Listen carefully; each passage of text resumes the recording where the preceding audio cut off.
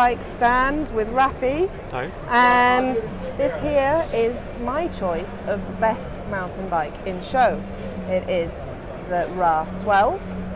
And so congratulations, Rafi, first of all. Well, thank you for choosing it. And I haven't really explained to Rafi why I chose it. So first of all, obviously it looks gorgeous, but you've got to look below the paint.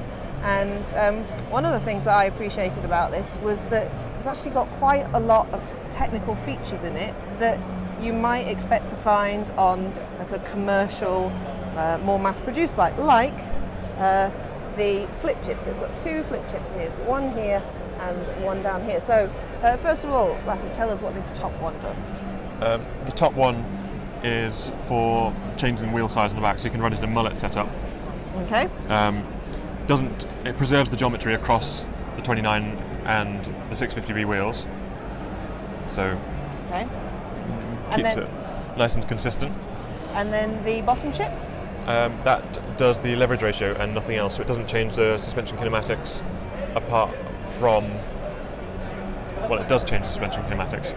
It changes it from a 3.1 to 2 leverage ratio to a 2.8 to 2.2 leverage ratio. Okay. Now then, I've skipped over some critical bits. So let's say, how much travel is there on this particular setup then? It's 165mm of travel on the back from a 65mm stroke shock, and it's designed around 170mm fork, but you could run it with a 200mm boxer if you wanted to. Cool. Okay.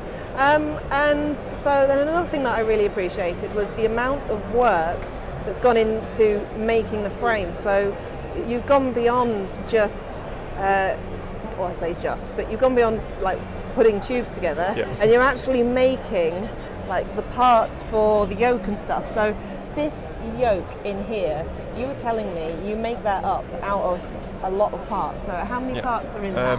There's 9 parts in the yoke at the moment.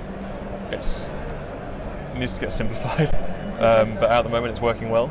Okay. It starts off as round tube and laser cut plate and steel bar stock. Okay. So this is the main pivot bracket currently, which is kind of machined, all in-house, hollowed out. One of the main reasons for hollowing it out is that you're joining a thin tube. So if you're joining a thin tube to a large block of metal, you can get kind of undesirable welding characteristics like the thin tube burning away before you can get the heat into the thick part. And also, with it only being thin there, you get very little kind of heat spread into the rest of the part, which means you don't get any distortion on the bore for the pivot. Okay. And then there's also laser cut parts, then they get machined after they're laser cut and then bent. Right. And then there's inserts that go in there and get welded in. Together. Yeah. And then there's round tube that gets rolled into an oval, and then I bend that and put that in the CNC machine as well.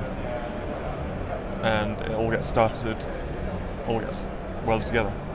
And that is just for the yoke. Which takes longer to weld than the front triangle. Okay. And then, so there are a number of other parts on here that you make. In fact, you don't make the transmission and some of the bolts. Yeah, I buy a couple of the bolts in. But then, I mean, like these bolts are made. These are the old bolts, actually. I've got. But you make this shock link. Yep, all CNC machined in-house.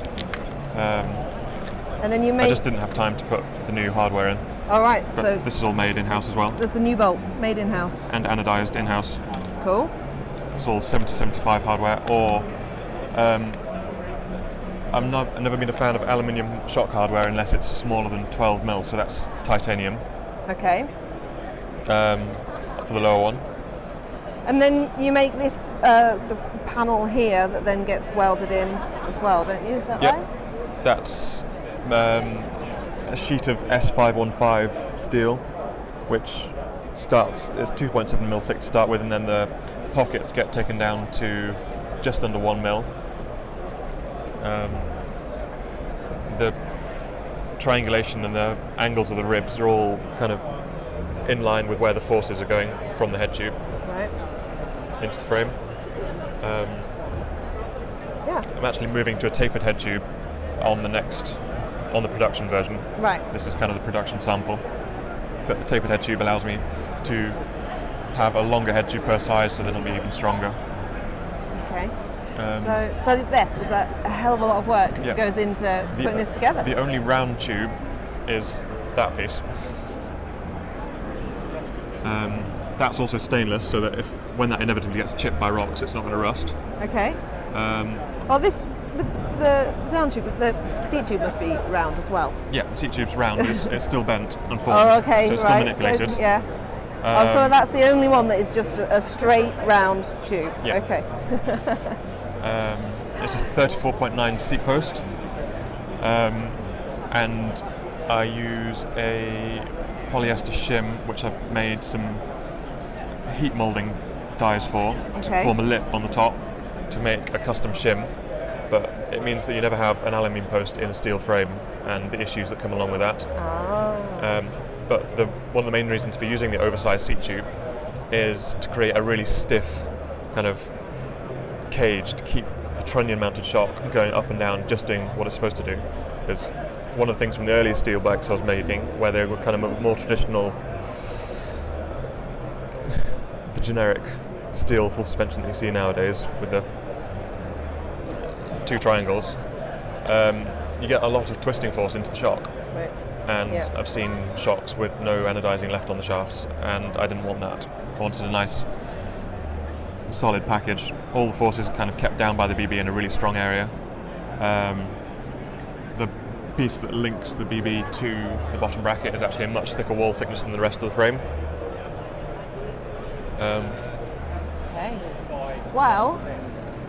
Internal cable routing, but it's all lined end to end with nylon tubing. So and then bonded in.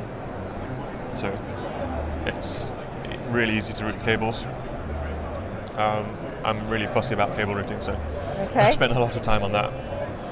Cool. And so yeah, there's just so many little details in it that are, I think, well thought through, and there's an awful lot of effort gone into it. And so there'll be some people that are looking at this and thinking they might want to buy one. So give us the price for a frame. The frame starts at £3,000, which is the same for the 20 as well, the slightly less travel version. Give that a little peek over here. There we go. And then there's various shock options, and there'll be rolling chassis and probably full builds by early next year. Okay. What's your lead time? Currently it's about December for the first small batch. Okay. Very good. Yep. Thank you very much. Congratulations. Thank you. And enjoy the rest of the show. You too.